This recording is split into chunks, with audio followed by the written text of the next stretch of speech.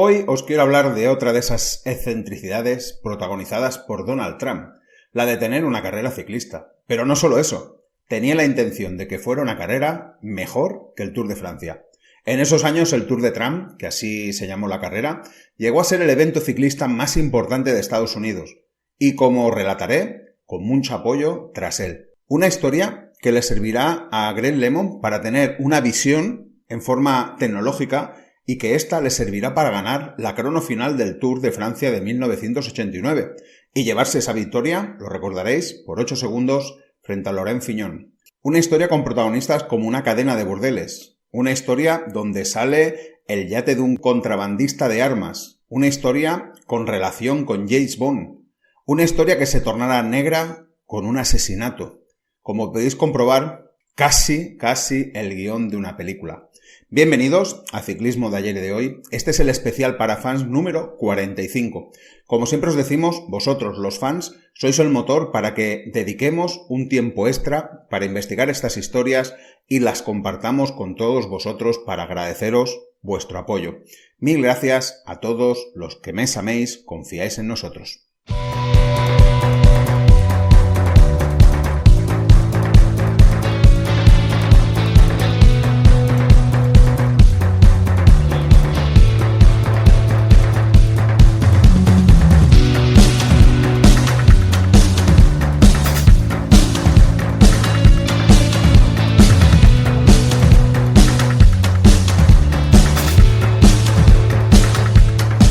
No sé a vosotros, pero yo en 1989 conocí a Donald Trump por ser el organizador de una carrera ciclista. Eso hizo que supiera más de él, sobre todo cuando todo se desmoronó. Pero no avancemos a acontecimientos. El que luego fuera presidente de los Estados Unidos y que ahora mismo está luchando por volver a la Casa Blanca, en aquellos momentos era uno de los hombres más ricos del mundo. Y no tuvo reparos para invertir su capital en una carrera ciclista que llevaría su nombre. Pero antes, los antecedentes. Hasta ese 1989, las carreras ciclistas en Estados Unidos casi eran un evento residual que se concentraban en algunas carreras amateurs, sobre todo en la costa este. La única carrera con un poco de repercusión era la Course Classic, que se empezó a disputar en 1982 con un conocido ganador, Patrocinio Jiménez, el magnífico escalador colombiano. Hasta 1988, la lista de ganadores se engrosó con Greg LeMond, justo el año antes de ganar el Tour, Bernal Hinault, en el año que perdió el Tour con LeMond, o Raúl Alcalá, que vuelve a ser protagonista y podríamos decir que precursor de Stefans. Pues fue en el semanal 167, cuando lo dedicamos al ciclismo de ayer a repasar los mejores corredores mexicanos de la historia, cuando hablamos de Raúl Alcalá y salió la anécdota del Tour de Trump. Pero volvamos a la Course Classic. La carrera se dejó de disputar en 1988 y luego renació en 1998 para celebrar 3 ediciones. Apuntar que en la de 1999 el ganador fue Jonathan Vaughters, sí, el director deportivo de Education First. Pero para lo que nos atañe, ese 1988 en que se dejó de celebrar fue importante, pues el Tour de Trump sería como un relevo natural al año siguiente. No tenemos que perder de vista la bonanza de los corredores de Estados Unidos en Europa en esa época.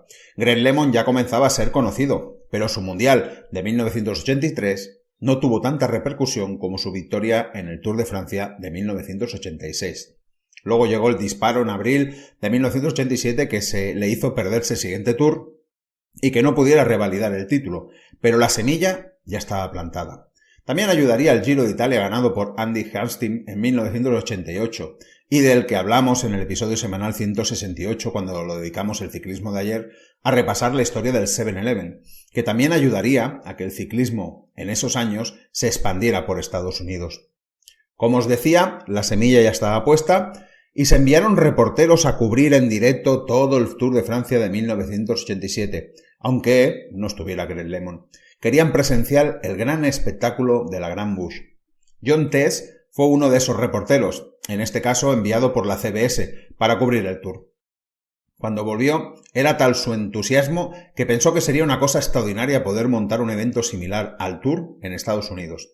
Por eso, se puso en contacto con el empresario de baloncesto Willie Parker y lo convenció de que Estados Unidos necesitaba un evento parecido al Tour de Francia. El plan original era que el recorrido comenzara en Manhattan y terminara en Atlantic City, y llamarlo el Tour de Jersey. Poner fin a la carrera en Atlantic City dio pie a que se quisiera involucrar en esta carrera a Donald Trump, pues en esos momentos Trump movía los hilos de Atlantic City. Así fue como Trump entra en esta historia. Parker consiguió una reunión con Trump, le explicó la idea y este la aceptó. Y ahora llega una pequeña leyenda que Marcos Pereda relata de forma genial, como siempre, en uno de sus artículos que luego se publicaron en el libro Bucle, editado por Libros de Ruta en 2020. Cuenta Marcos que eso de que el Tour se llamara de Trump tiene dos versiones contrapuestas. La primera nos dice que fue Parker quien sugirió a Trump que la prueba llevase su apellido, porque eso le daría más publicidad, y que el magnate se escandalizó. ¿Ponerle mi nombre? ¿Estás loco? Los periódicos me echarían encima, tachándome de narcisista. Al final, y ante la insistencia de su socio, Trump acaba cediendo y coloca su marca comercial como anzuelo para los medios. La segunda versión es, seguramente, la preferida de muchos. Y es que cuando a Donald le preguntan cómo se conocerá la prueba, él responde muy serio. ¿Tour de Jersey? ¿Queremos que este acabe siendo la mejor carrera del mundo? ¿Sí? Entonces no puede llamarse de otra forma que Trump. Y añade Marcos Pereda, que cada cual escoja su versión. A mí me gusta más la segunda, es más Trump que la primera. Donald Trump, en aquellos momentos, un empresario que se movía en el mundo inmobiliario y de los casinos, llegó a amasar grandes sumas de dinero, pero ya os voy a anticipar que tanto tenía unas veces como dejaba de tener otras. Su riqueza solía fluctuar. Trump no sabía mucho, casi nada de ciclismo, y lo demuestra en una entrevista que le hicieron durante esos días. El presentador le preguntó, ¿cuánto hace que no subes una bicicleta? Y esta fue su respuesta. That was many years ago, and the whole look of bikes are much different today. I looked at some of the racing bikes today, and I said, is this a bike? It looked more like a rocket ship, I suspect, than a bike.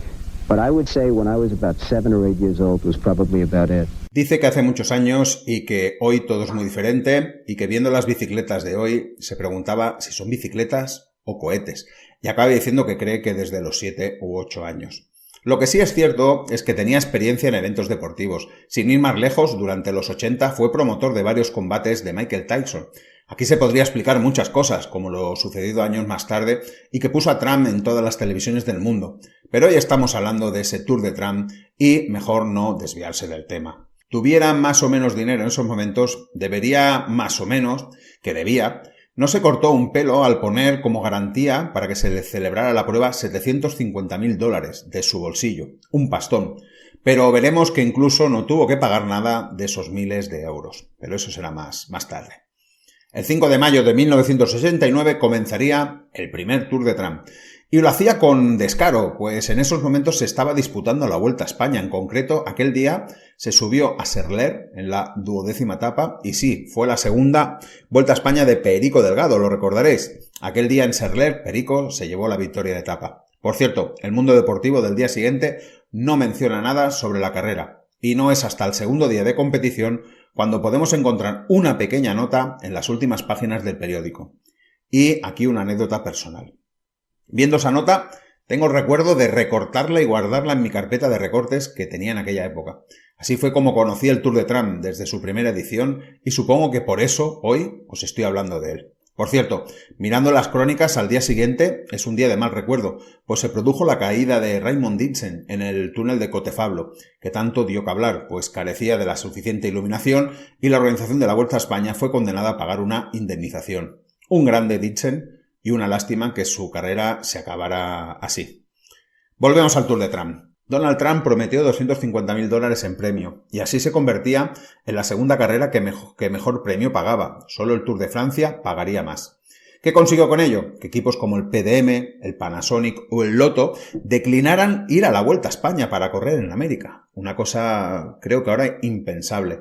Hay que pensar que antes las plantillas eran mucho más reducidas que hoy en día, y que era complicado repartir el equipo en varios frentes.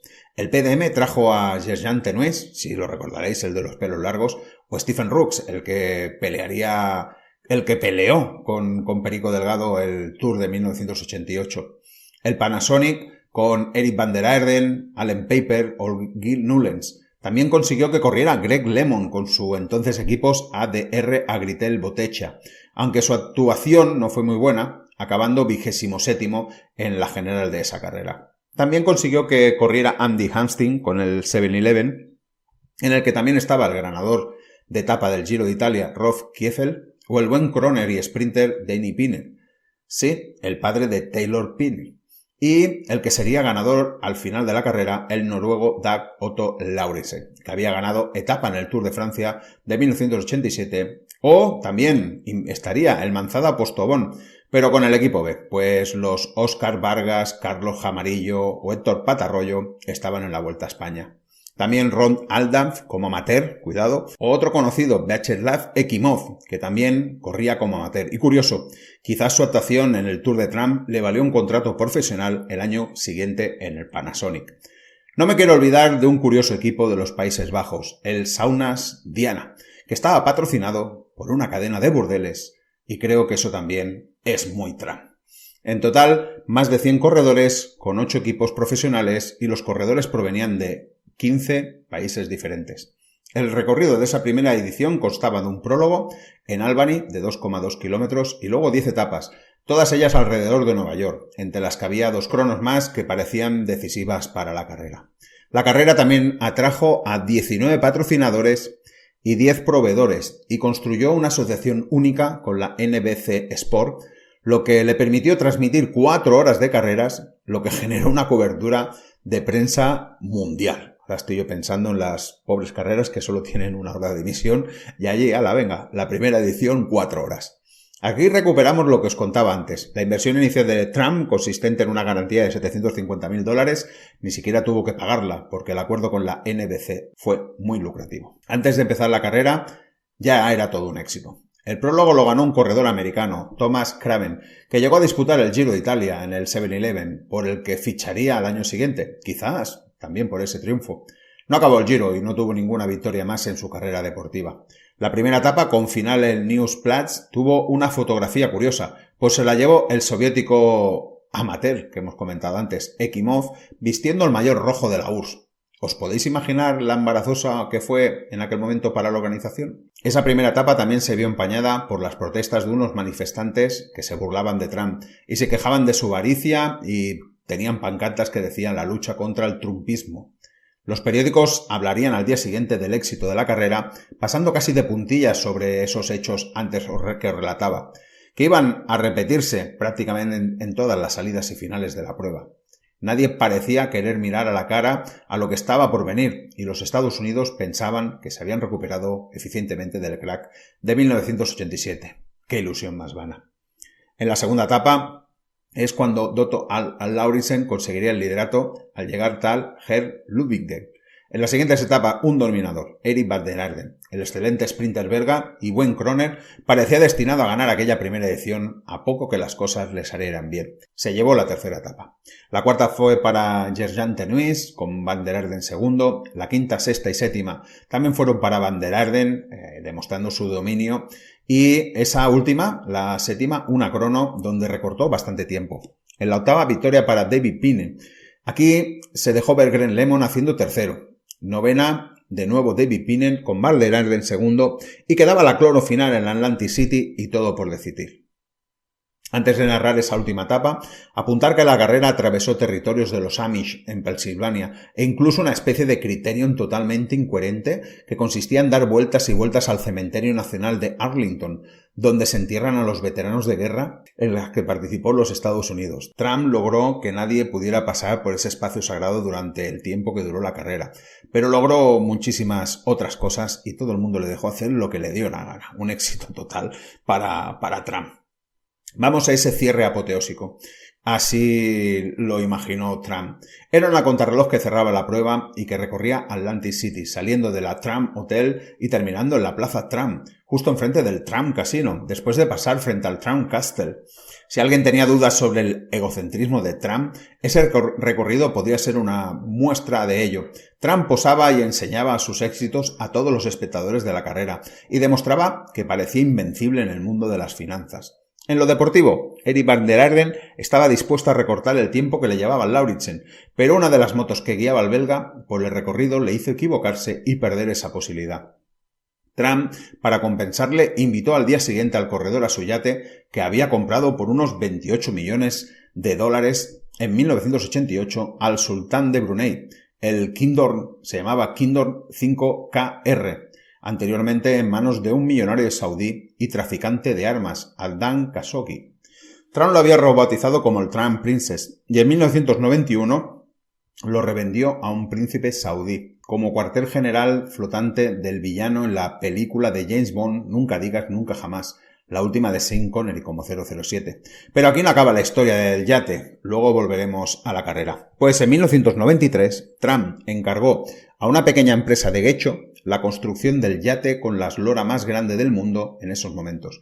Debería tener 160 metros. Trump pagó $170.000 solo por el diseño de los planos, pero una nueva bancarrota del magnate hizo que todo se quedara en los bocetos de los que iba a ser el Trump Princess 2. Hasta aquí estaría la historia del yate, pero sobre Van der Arden y el yate existe otra versión. Según cuenta otra fuente, la invitación al yate fue al día anterior de la crono y Van der Arden declinó la invitación. Trump se sintió menospreciado y movería los hilos para que el motorista se equivocara de forma consciente e hiciera perder la posibilidad de ganar la carrera al belga.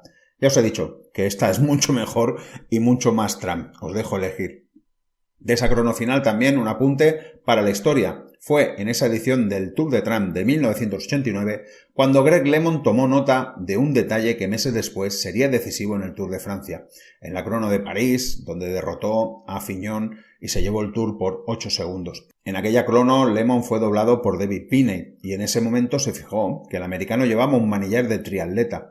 Y ese fue el motivo por el que LeMond lo pondría en práctica en esa crono final. Y viendo el resultado, le fue muy bien. Esa primera edición tuvo un gran éxito de público, tanto que Trump se vino arriba y fue entonces cuando dijo algo así, que en el futuro su carrera podría rivalizar con el Tour de Francia. Este es el momento. I really look to the future. I always do, with investments, with deals, with events, with anything. And I think this is an event that can be tremendous in the future, and it can really very much rival the Tour de France. La idea de Trump era atravesar todo el país y hacer como una especie de vuelta a Estados Unidos, cosa que no pudo realizar. El Tour de Trump tuvo una segunda edición, aún mejor que la primera, aunque al parecer perdió la categoría UCI, cosa curiosa. Se ampliaron los días, tenía un prólogo y 13 etapas. Hago un apunte para tirar de oreja a ciertas páginas que recopilan resultados, pues ninguna de las dos donde se da información sobre esta carrera no sale la crono por equipos de la etapa 4 o la crono de la octava etapa, es decir, salen como si fueran etapas normales. Como os digo, un pequeño tironcito de orejas. Si nos vamos a la Star List, también tenía nombres importantes. Volvieron los Panasonic con su fichaje Ekimov o el mencionado Luberding, además del gran sprinter en su primer año profesional Olaf Lubding, que seguro que os suena. Volvió PDM y lo hizo con Eric Breukin, Rudy Daens y Raúl Alcalá. Volvió Lotto, pero con un equipo B. Estuvo el Z Thomason, el nuevo equipo de Greg LeMond. Aquí también trajeron al ganador de etapa del Tour y Vuelta, Pascal Poisson, en su último año como corredor profesional. El 7-Eleven con Steve Bauer, Andy Hansted, Rob Kiefel, Denny Pinnen y también estaba el primer ganador de la carrera, Dan Otto Lauritsen. Y se apuntó el Carrera italiano con Massimilian Sciandri, el ahora director deportivo del Movistar a la cabeza.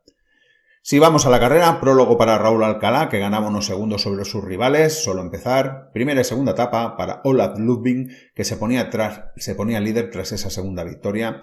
Tercera para el ruso Vladislav Brovik, que aún era amateur y que ganaría el Giro de Lombardía en 1994, en su primer año como profesional. En ese momento Brovik se ponía líder. Cuarta, crono por equipos, triunfo para el 7-Eleven, el ruso Brovik seguía como líder. Quinta, con algo de montaña en la parte final, Brovik sufrió, pero también lo hizo LeMond, que no vino muy en forma otra vez. Victoria para Night Reigns, que ganaría el sprint de los 3 escapados con Raúl Alcalá, que hizo tercero. Y Brovik continuaba líder. Sexta, para el mencionado Pascal Poisson y Brovik, aún con 2.43 sobre Alcalá. Séptima para Andy Bishop, que seguro que recordaréis como un gregario de Motorola, sin cambios en la general. Octava, crono individual, de nuevo Raúl Alcalá, Brovik sigue líder con 1.37 sobre Alcalá. Novena, Olaf Lubding, dominando los sprints. 10ª, día de mucha lluvia y con un recorrido con algunas subidas, el PDM haciendo la carrera dura desde el inicio, Brovik que se había quedado rezagado pero consigue salvar la etapa. Michel Zanoli, que con ese apellido nadie espera que sea de Países Bajos y que al año siguiente conseguiría una etapa en la Vuelta a España, se hizo con el triunfo aquel día. 11ª etapa tipo Criterium para un corredor amateur canadiense, Ed Kaczmarzyk, que no hizo mucho más como corredor, eso sí, ganó la etapa con salida y llegada en Nueva York. Un buen recuerdo. 12ª, también con un perfil montañoso, sobre todo en la primera parte. Se repite lo vivido los días antes, PDM tirando del grupo, Brovik quedándose y carrera de persecución, todos con el ruso a la desesperada, pero esta vez no le pudieron contrarrestar, pues se dejó más de 30 minutos. Raúl Alcalá, nuevo líder. La victoria de etapa para un desconocido americano, James Urbonas, que llegó a ser profesional y que fue ganador del Nacional de Crono Sub-23 en 1987.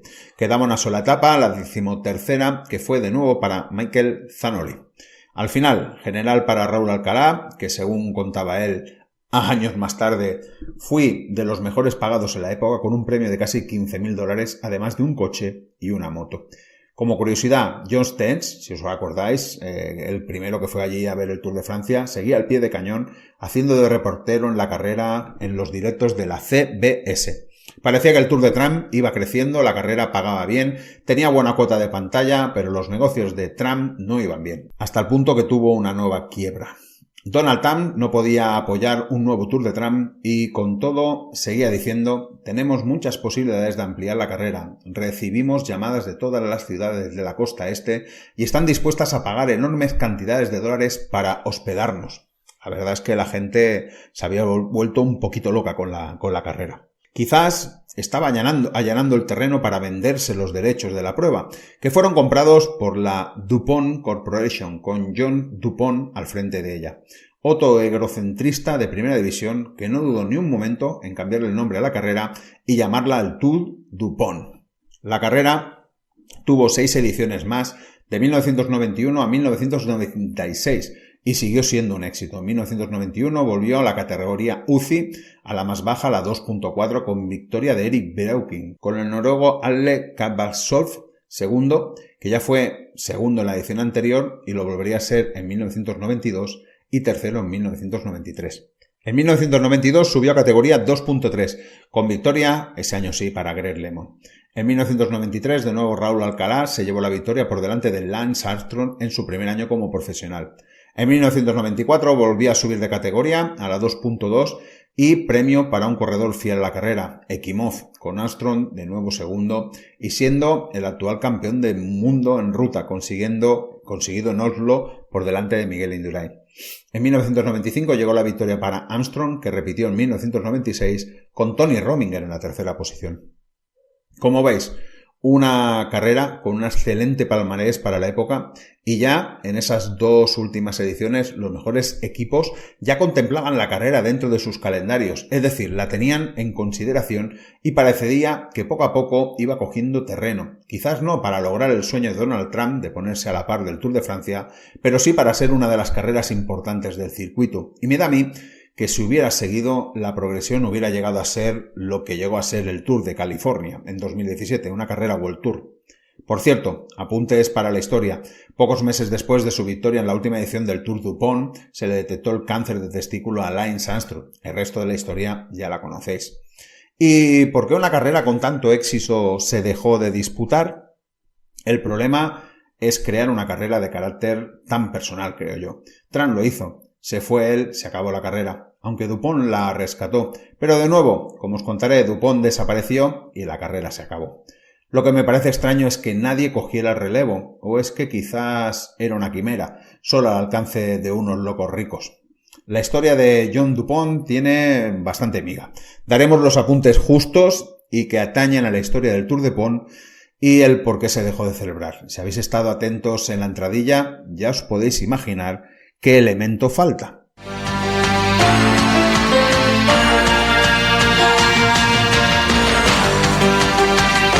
Resumiendo mucho, el 26 de enero de 1996, John DuPont llegó a la casa de David Schultz, campeón olímpico de lucha en 1984 y que Dupont había apoyado económicamente, como hizo con toda la selección americana, y de ahí viene su relación. Schultz se estaba preparando para los Juegos Olímpicos de Atlanta 96 de ese mismo año. Iba a ser su despedida del deporte profesional, pues quería dedicarse a su mujer y sus 2 hijos pequeños. Pero la desgracia no quiso que fuera así. David Schultz vio llegar el coche de John Dupont, salió a saludarlo corriendo. «¡Era John!», le dijo a su mujer. Lo que no esperaba es que éste sacara una pistola y le pegara 3 tiros. Uno de ellos fue mortal. Dupont escapó y estuvo atrincherado 48 horas en su casa, hasta que fue detenido y condenado por el asesinato de Dave Trump. Se pudrió en la cárcel, donde murió en 2010. 4 meses después de esos sucesos se disputó la última edición del Tour Dupont. Supongo que estaba todo arreglado, apalabrado, pagado, y a que a nadie se le ocurrió suspender la prueba con su propietario en prisión acusado de asesinato. Yo creo que eso en estos momentos no sucedería, seguro que no. Triste final para esta estrambótica historia. Pero no me gustaría acabar así, me gustaría acabar con una sonrisa. Y es que me he escondido un as en la manga, como colofón. El verano de 1989, Donald Trump escribió una carta a los organizadores del Tour de Rump, una carrera de carácter familiar que se celebra en Aspen. Allí solicitaba que la prueba, apenas un picnic campestre con bicis y cerveza, cambiara su nombre, pues resultaba demasiado similar al de su invento, Tour de Trump, Tour de Rump. El Tour de Rump contestó diciendo que su competición era más antigua que el Tour de Trump, que ellos eran un evento local sin intención alguna de crecer y que, vaya, le dejasen en paz un poquito. El 5 de agosto de 2023, el Tour de Rump celebró su 33ª edición. El modesto pudo en esta ocasión con el gigante. Me parece que este final de la historia es mucho mejor. Llegamos al final de este episodio para fans. Yo me lo he pasado genial documentándome para encajar todas las piezas de este puzzle que escondía muchas historias. Espero y deseo que os haya gustado. Espero que de no conocer la historia os haya picado la curiosidad de seguir indagando. Son de esas extraordinarias historias que esconde el ciclismo. Sin más, gracias por llegar hasta aquí, disfrutar del ciclismo. Nos vemos en el siguiente episodio. Chao, chao.